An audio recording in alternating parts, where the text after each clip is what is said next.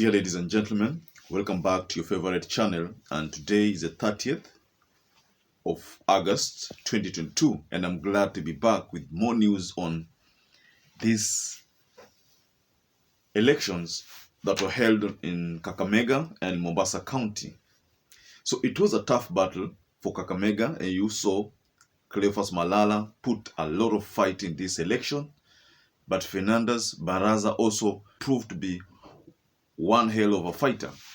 So in Mombasa County, the contest was among 7 candidates, but it narrowed down to 2, talking about Abdul Swamad for ODM and then Hassan Omar for UDA. So the contest was narrowed down to the 2. For Mombasa case, it was a bit tight. And okay, despite the fact that the turnout wasn't impressive, as you saw in the television, but nevertheless, a winner had to be found, and Abdul Swamad proved to be that winner. So you saw the votes, the number of votes, around 97,000, slightly below 99,000. That was for the winning margin. But you see, Mombasa has about 7 sub-counties, has close to 600 and something, 700 registered voters. So the turnout was so low, because if you add the votes that Abdul Swamad got and the votes that Hassan Omar got, and then you combine with the other aspirants or candidates, then you realize that the number of votes are not even half of the registered voters. So it's around 250,000. So that means the turnout was pretty low. Maybe it was attributed to the fact that the postponement that was witnessed during the general election might have affected most voters, and we could even use that we could even say that some were disenfranchised. But you see, that's not the right thing to do when to feel, because you don't feel disenfranchised just because of what these leaders do. You should have the urge to vote for your leader. So the turnout wasn't good, but nevertheless, in Mombasa, also there were cases of bribery, voter bribery, and I'm going to share with you certain videos. For the case of Kakamega, then Fernandez Baraza was ahead at the time we were confirming, and it happened that there were a lot of vote bribing again.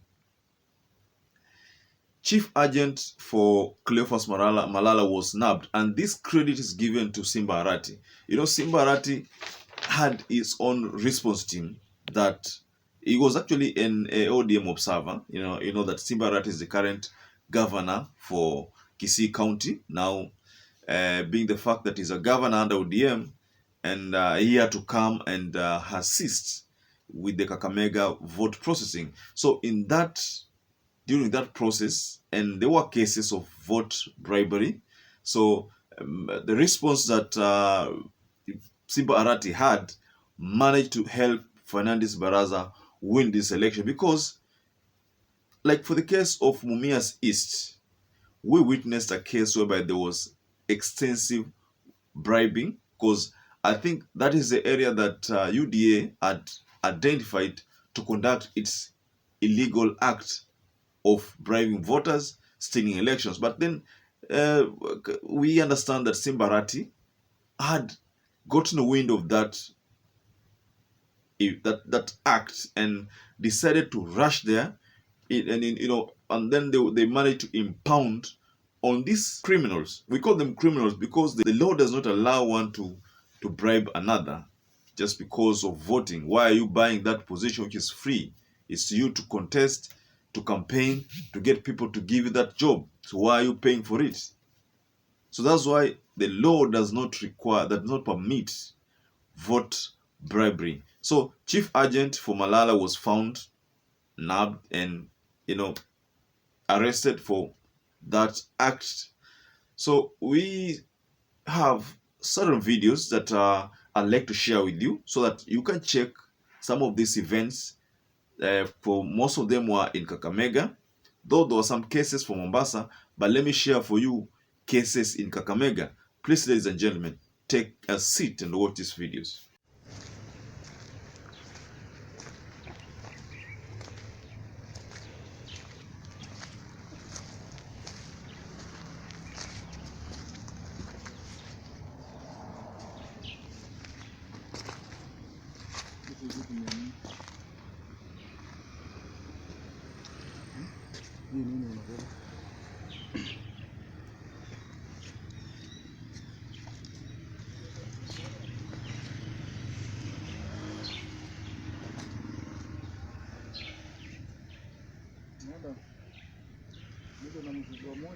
Amepini nini?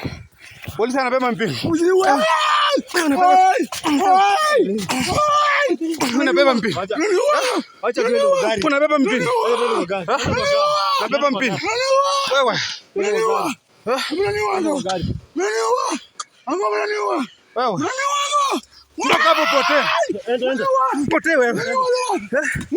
Potea. Wachilia. Unashika. Enda.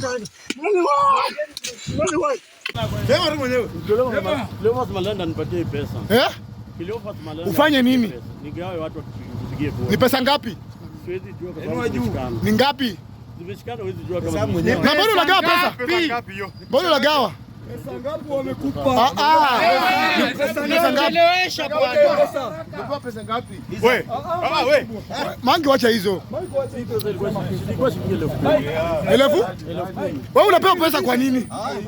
Wewe unachukua pesa kwa nini? Yes, from the video, that is one of those people who were arrested, and you could see from the video, he's saying that I was sent by Cleophas Malala. And he had some money, you know, some notes of 200 notes with him. So these were meant to bribe voters. I think the idea was give 200 to a voter, get him to vote for you. But the people, the thing that most of these listeners do not know, that you can give me the 200, I go to vote, but I vote for your opponent. So that's why it's not even necessary for you to pay. Why are you getting paid for voting?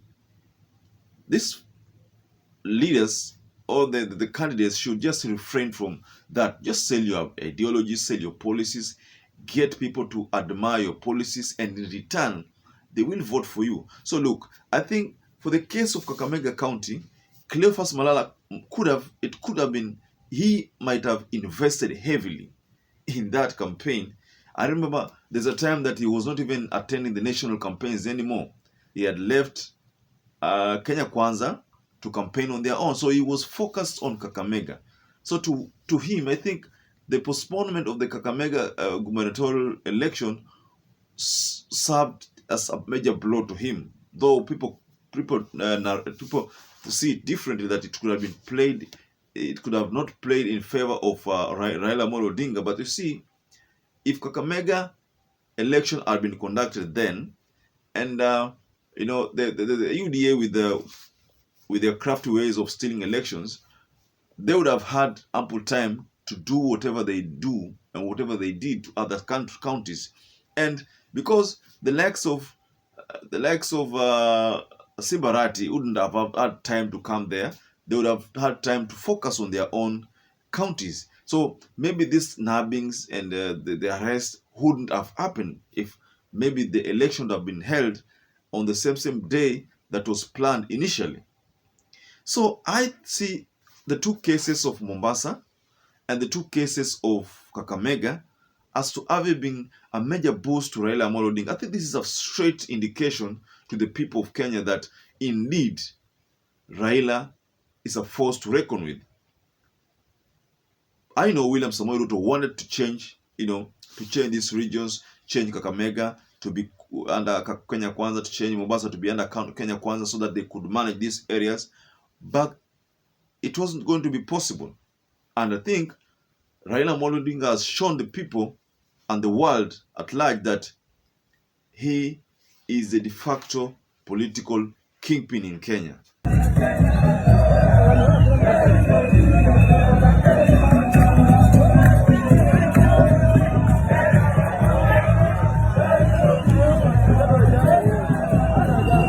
And I think going forward, now this is adding more weight to even the case, Raila Amolo Odinga's case, and the blue, when you look at the blue, look at your map, you realize that the blue now has been concentrated more in those counties outside Rift Valley and Central. So as One Kenya Alliance has made some tremendous progress, and the elections that were held yesterday it's only one that did not go to Azimio One Kenya Alliance, and that is for the Rongai seat. It went to UDA. Previously, it was under Moi, but it's gone to UDA. So I think there, William Samoei Ruto, decided to show his might and he won that election for that seat, and that is a plus to Kenya Kwanza again, adding numbers. But the rest of the elections all went to Azimio, and that is a clear indication that the results which Chebukati announced could not be reflecting the true picture of Kenya.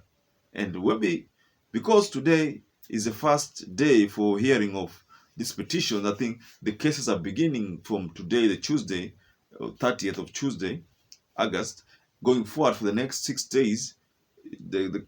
I think we expect a determination in 5th. So if a nullification will be done, the better for Kenya.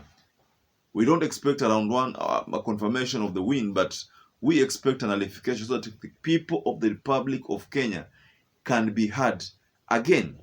So ladies and gentlemen, perhaps if you hadn't subscribed to our channel, take a moment and subscribe.